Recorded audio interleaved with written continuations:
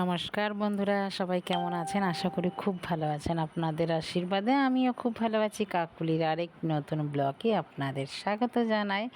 আজকে শুভ নববর্ষ।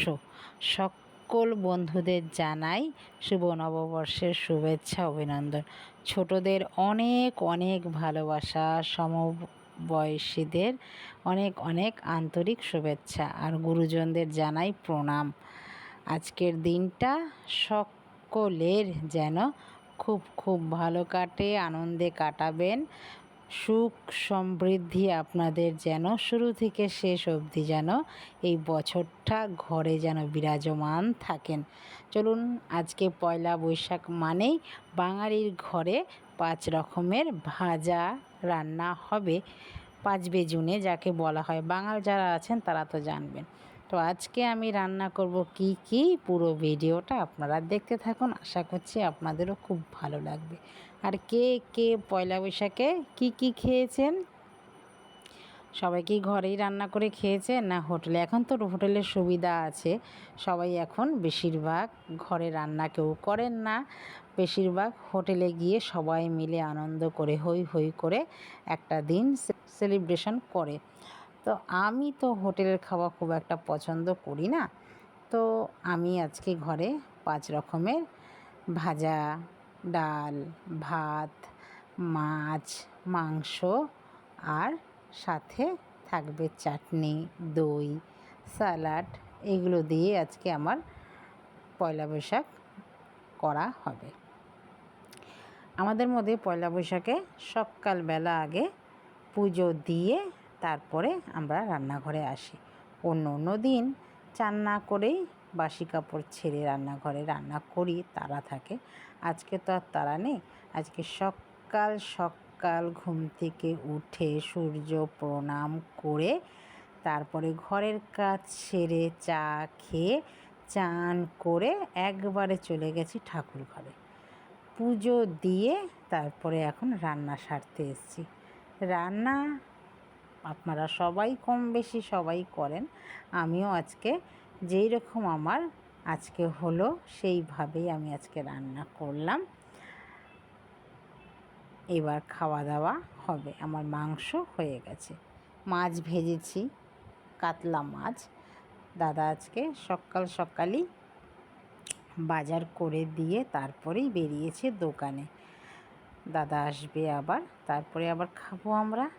চলুন, আমার রান্না বান্না কিন্তু আমার কমপ্লিট হয়ে গেল। মাংস হয়ে গেল, মাছ ভাজা হয়ে গেল, এবার ডালটাও সাঁতলে নিলাম। আজকে করলাম টক ডাল। আর আমাদের তো টক ডাল, গরম মানেই হচ্ছে টক ডাল। শীত, গ্রীষ্ম, বর্ষা, আমাদের টক ডালই হচ্ছে ভরসা। চলুন, সব কাজ তো সারা হয়ে গেছে। চান টান করে তাকে পুজো দিতে গেছে, তো শাড়িগুলো আর মেলা হয়নি। তো এখন প্রায় বাজে 2:30। রোদ্দুর আছে, আজকে বিশাল রোদ্দুর উঠেছে, প্রচুর গরম আজকে। এই সময় যদি এত গরম হয় তো পরে কি আর হবে। চলুন শাড়িগুলো মেলে দিই। আমি সাধারণত ঘরেই বেশিরভাগটা মিলে দিই, শুকিয়ে একদম মরমর হয়ে যায়। কিন্তু আজকে অনেকগুলো শাড়ি আছে, একাদশী দ্বাদশী গেছে শাড়ি পরেছি, নীল ষষ্ঠী গেছে, সেই শাড়িগুলো আর রেখে দিয়েছিলাম, ধোয়া হয়নি। ধুয়ে আবার তুলবো, আবার পরবো কাঁচা থাকলে। তা আজকে কিন্তু অনেক ধোয়াধুয়ি করেছি, সব মিলে দিচ্ছি ছাদের মধ্যে। 10 থেকে 15 মিনিটের মধ্যে শুকিয়ে একদম মর হয়ে যাবে। তো চলুন এবার পুজোটা দেখিয়ে দিই আপনাদের। পুজো টুজো দিয়েই তো এবার এসছি, বলুন। এবার চলুন দেখুন আমার গোপাল সোনাকে কেমন লাগছে। আমার গোপাল সোনাকে আমার কাছে খুব ভালো লাগে, আপনাদের কাছে কেমন লাগে সেটাও কিন্তু জানাবেন। চলুন, এবার হয়ে গেছে সব আমার কমপ্লিট। দাদা চলে এসছে, খাবারও দিয়ে দিয়েছি। দাদা খাচ্ছে। দাদা বলছে এত কিছু কি করেছো? আমি বলছি এত কিছু করিনি, অল্পই কিছু করেছি। ডাল, মাছ, পাবদা মাছ, মাংস, একটু পোলাও, ভাজা, আর স্যালাড, আর দই, এই অল্প কিছুই করেছি, খুব একটা বেশি কিছু রান্না করতে পারিনি। তাও বলছে আমার জন্য অনেকটাই বেশি, ওনার জন্য। চলুন এবার খাওয়া যাক। তো সকলেই পয়লা বৈশাখ সুন্দরভাবে কাটাবেন, ভালোভাবে কাটাবেন। সবাই ভালো থাকবেন, সুস্থ থাকবেন। আর ভিডিওটা যদি কোথাও ভালো লেগে থাকে লাইক কমেন্ট শেয়ার করে চ্যানেলটিকে সাবস্ক্রাইব করে পাশে থাকার অনুরোধ রইল। দেখা হচ্ছে আবার নতুন একটি ব্লগে। চলে এসেছি বিকেল এখন মেয়েকে স্কুলে দিতে। গড়িয়াহাটে এসেছি। গড়িয়াহাটে এতটাই ভিড়, অসম্ভব ভিড়, পা ফেলার জায়গা নেই। মেয়ের স্কুল তো শুরু হয়ে গেছে, আবার তার জন্যই আসতে হলো। আর এইখানে এটা দেখুন, কে কে চিনতে পারছেন বলুন তো? যারা এখানকার বাসিন্দা তারা তো চিনতেই পারবেন। এটা হচ্ছে বাসন্তী দেবী কলেজ। এখানে মেয়ের এখন ডান্স ক্লাস, আঁকা ক্লাস চলবে 3 মাসের মতনই মনে হয়। এখন সবাই এখানেই আমরা আসবো। আর এখানে এত সুন্দর ফুলগুলো ভালো লাগছে, মানে কি বলবো আর। আপনারা তো জানেন আমার যেখানে ফুল দেখলেই আমি সেইখানে দাঁড়িয়ে পড়ি।